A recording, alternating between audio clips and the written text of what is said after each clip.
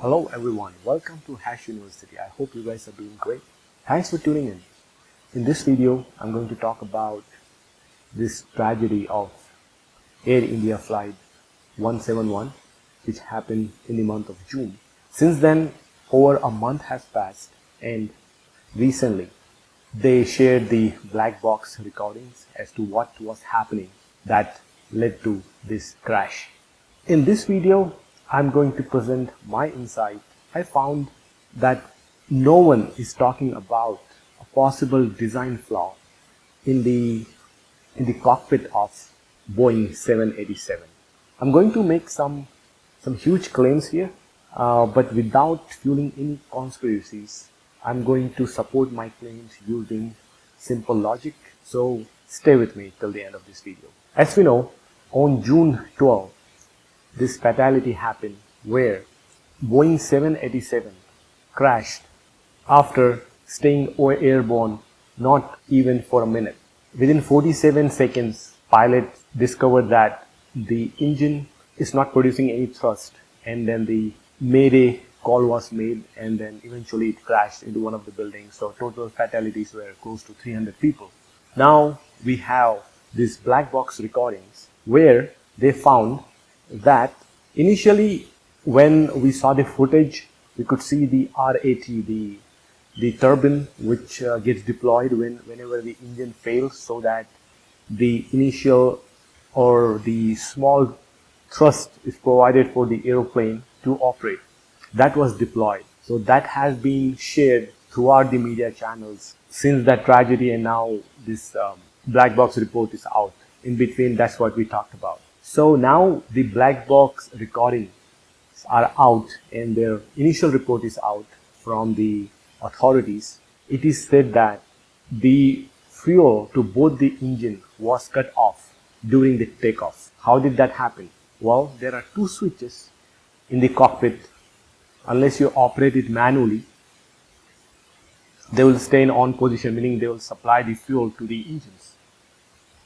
But now the report says, because this black box records everything, every moment of all the controls and whatever communication happens between the pilots. So we have two sets of data points where it establishes that the fuel switches were turned off.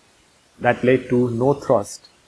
And then when pilots discovered that fuels are off, one of the pilots asked the other one that, hey, why did you turn it off? And the other pilot said, no, I did not do it. And then they turn it back on, but it was too late. So we have two sets of data points, the recording of the pilot conversation and the flight log data, where it shows the fuel switch were turned off and they were turned back on. But that did not help. So after that conversation between pilots, hey, why did you turn it off? Hey, I did not turn it off. What happens, any conversation is not shared in this initial report after a month of the crash. But people are speculating that, oh, there must be some mental health issue with pilots that led to one of those pilots turning off the switches. And the whole focus has been shifted to the mental health of the pilots. By doing so, one of the crucial aspect of this tragedy is being neglected. Nobody is talking about it, and that is the design of these two fuel switches. I would like to take you to the cockpit of this Boeing 787. So have a look. So this is the cockpit of Boeing 787. As you can see, loaded with lots of switches and controls. And there it is, the fuel switches, these two, one for each engine. And you can see these fuel switches have two positions. One, it says run, the other one is cut off. And in this picture, obviously the picture is taken when the plane was most likely at the tarmac or hangar. So in this picture is shown cut off. According to pilots, these are no normal push or pull switches, but these switches are spring loaded, meaning you need to disengage by pulling the knob out, then move it to the desired location and then release the knob to lock them in place. So these switches have sort of a spring loaded locking mechanism. That makes it obvious, right? You cannot have switches, this critical switches that if somehow someone bumps into them, they should not change their position, right? Especially mid-air. You want the engines to have the fuel supply all the time. So technically you operate these switches only 2 times per flight. One, when you leave the gate of the airport to take off, you move them from cutoff to run, to turn on the engine, then back up from the gate and then go to the runway and take off. Then when you land at the destination, still no movement of the switches. And when you park at the gate of the destination airport, then only you move it to cutoff. So it makes sense that these switches are spring loaded so that no unintentional push can make them change their positions, especially mid-air. Let's hold that thought for a second. I want you to pay a close attention to the design of these switches. As you can see, these 2 switches are mounted on an inclined orientation with the lowest position. I will call it as an equilibrium position as fuel cutoff. This is important to keep in mind. Right outside the switchboard, we see the knobs to operate the switches, but on the other side, meaning the inside this panel where it is written fuel cutoff N1, obviously there are some linkages. Once you operate the switches, those linkages drive the valves and whatnot to make the fuel flow to the engine or to get cut off, depending on where you have your knobs, right? How these linkages are designed, it is not known. How long the switches are into the panel, we do not know.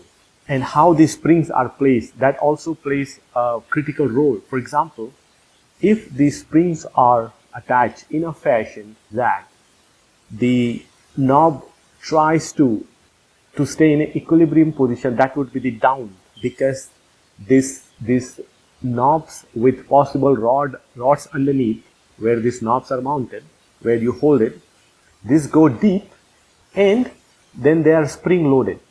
And as you can see, these are not vertical or horizontal, right? They are inclined, meaning they, based on gravity, they will always have a tendency to fall down.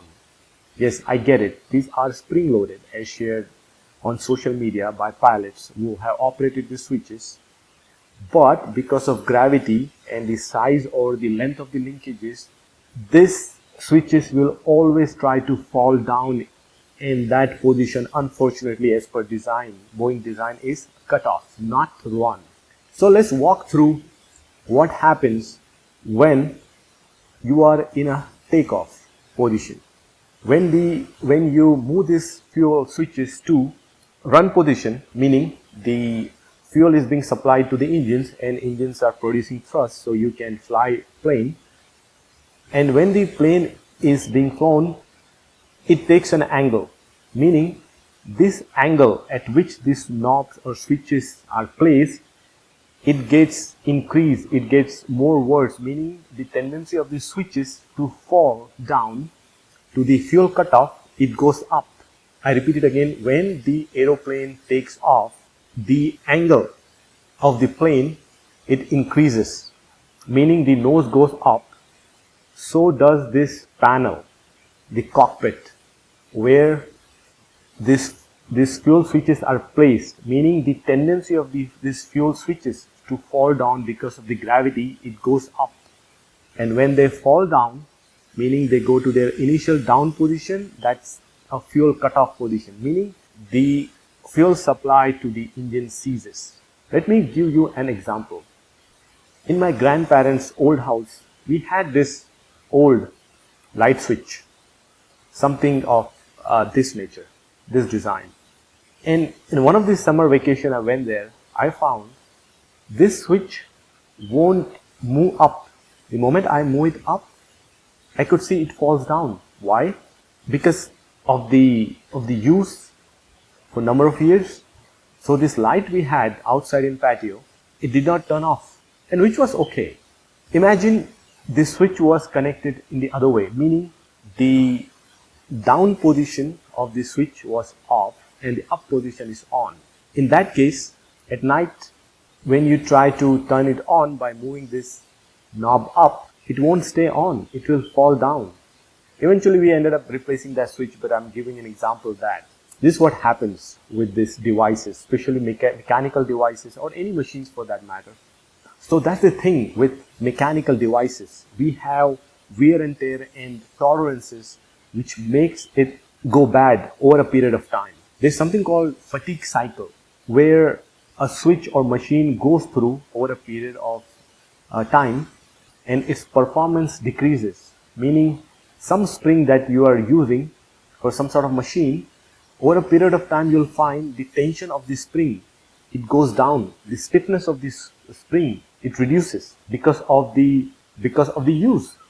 That is the reason right from the door knob or door latch that we have in our house to the brake pads of our vehicle, we had to periodically change them because they wear out. This Boeing 787 plane which got crashed in Air India 171 flight, it was 12-year-old plane which had completed about 700 flights during its lifetime. And one thing I would like to point out, in this 700 flights, as I said, in each flight you need to operate these switches 2 times. Once to turn it on, and then at destination when you land you need to turn it off. So meaning these switches had undergone 1400 fatigue cycles. This 12-year-old plane was flown for 700 flights, and each flight these switches were operated 2 times. So total 1400 fatigue cycles these 2 switches each been through. And in this 1400 fatigue cycles, what happened to these switches we do not know, and we may never know as to what had happened to these switches and what conditions they were in, because the plane had been destroyed now. So what we should do now, this design flaw that I'm pointing at, does it have any weightage? How to validate my theory? Well, as we know, this plane has been destroyed. However, we still have over 1100 of this Boeing 787 in service worldwide. And I would like to suggest this authorities, Aircraft Accident Investigation Bureau of India, FAA and Boeing, to do the following. Out of 1100 some planes, this Boeing 787 in service, pick about 10 to 20, say 20 planes which are 12 years old and have completed about 700 flights, and then have a look at these fuel switches of those planes and find out how do they operate. Are they same at the beginning of their service? Is it too easy to operate those switches? What happened to the stiffness of those springs, the locking mechanism? You can easily measure the force needed to operate those switches. You can take the baseline, a new 787 plane, you can measure the force required to operate those fuel switches and then compare it with this 12-year-old planes which have completed 700 flights, same as the crashed Boeing 787. Now this data that you will have out of say 20 planes, you can see and validate that no, our switches stayed the same after 700 flights. Boeing can say that after this test, after recording this data from 20 some planes at least. But before that, I think it's preposterous. It's not fair to just point out at the pilots who have passed away. They are not here to defend themselves, to clarify themselves that they did not do it. But by following this step, by doing this, and I don't think it's going to take a ton of time. At the most, it's so popular aeroplane and 1100s of them are flying. You can pick major airports where these flights come, and how your technicians go in there and just look at the conditions of these switches and record the data. Data such as the force needed to operate these switches and what is the condition of these switches after this many flights. And above all, I would like to recommend Boeing to change this positions from fuel cutoff at the bottom and the run at the top to complete opposite, meaning the fuel cutoff should be at the top and the run should be at the bottom. In case, because of the wear and tear, because of the tolerances and whatnot, or because of the, I don't know how these linkages are designed, how these switches are talking to fuel supply. Is it the case that the pressure of the fuel in the fuel line that can affect the switches because of the water hammer effect or anything of that nature? We do not know. But we know this from the fact that I showed you the switches. For example, this electrical switch I talked about. Gravity, you need to always design something where gravity works in your favor. Always design something where gravity works in your favor.